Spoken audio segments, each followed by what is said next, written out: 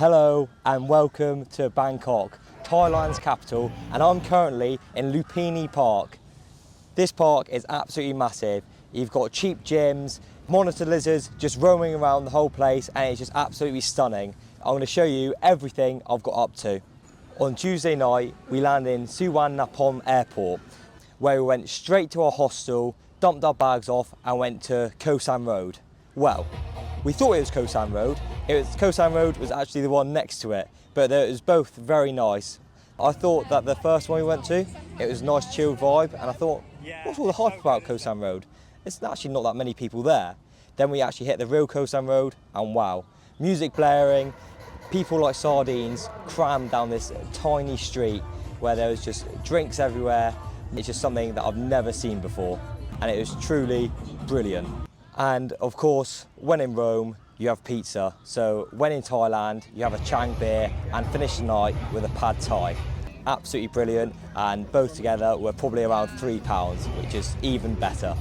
Then we woke up the next day, and the first thing we did was hit the palaces and temples. We visited somewhere opposite the Grand Palace. It was called the City Pillar Shrine, and this was such an authentic Thai experience because we were the only tourists in there. It cost 60 baht to get in, which is around £1.50, and it was something I would recommend to do.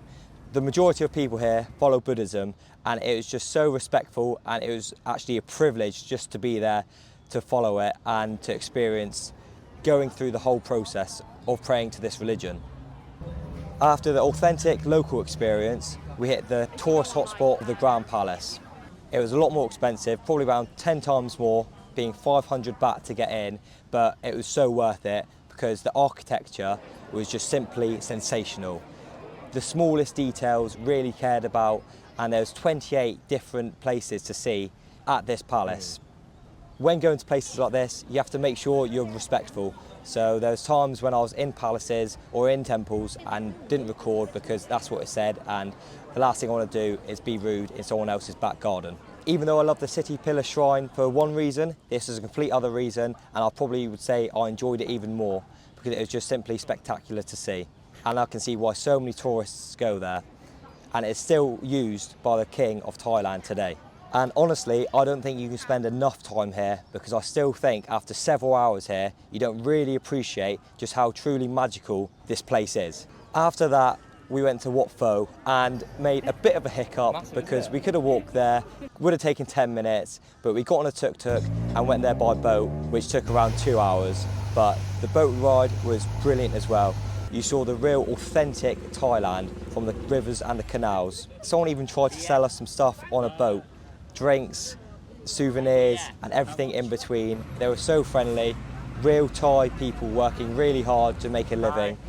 After that, we had our last stop of the day, and that was Wat Pho.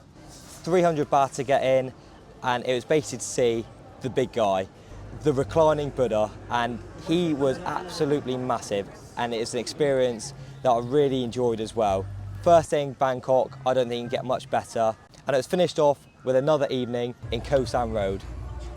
Day 2 in this wild city, it was going to the Iconseum shopping mall, and this place is absolutely massive. The prices are very similar to back home in the United Kingdom, but it was just brilliant because you don't have anything like this back home.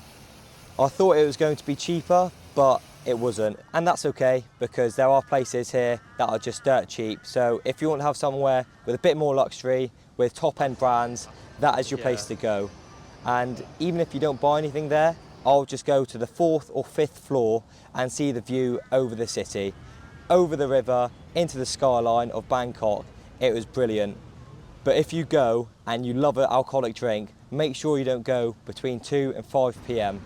And the reason for this is to stop promoting daytime drinking. So this is the reason why they have these laws in place. Our second day was completed by watching the country's most popular sport, Muay Thai. And wow, what an experience. It is absolutely brutal. If you love mixed martial arts, I'll definitely advise you to come to Bangkok and watch a Muay Thai fight. I thought we were just going to see it at a local arena, but we saw it in a proper stadium where it's televised all over the world. We watched the One Championships. We went with our hostel and somehow managed to bargain a free ticket and transport, which was completely unreal. Every man or woman who steps into that ring is an absolute warrior, and I certainly wouldn't do it. Flying elbows, slapping kicks, lethal punches, the lot, and they stand there until they can't anymore. Real warriors, massive heart. Our third and final day of this trip was spending the morning here in Lumpini Park. We went to a gym this morning which cost 20 baht, which is 50p. It was so dirt cheap, we didn't think twice about going in, and after eating all those pad thais, it's something that had to happen, so stop piling on the pounds. After a stroll through the park and taking in the natural scenery around the skyline of Bangkok, we headed back to the hostel, sorted our stuff out, and we went to the train market, which is only open on the weekends. It's something that I wanted to do, to visit a local market, so we've gone from one extreme to the Iconium shopping mall to a local market where you get to see the citizens of this city go from food to clothes shopping. And our last morning, we packed up early, hopped on a bus to Chiang Mai as we head north. And with that, I'll see you there.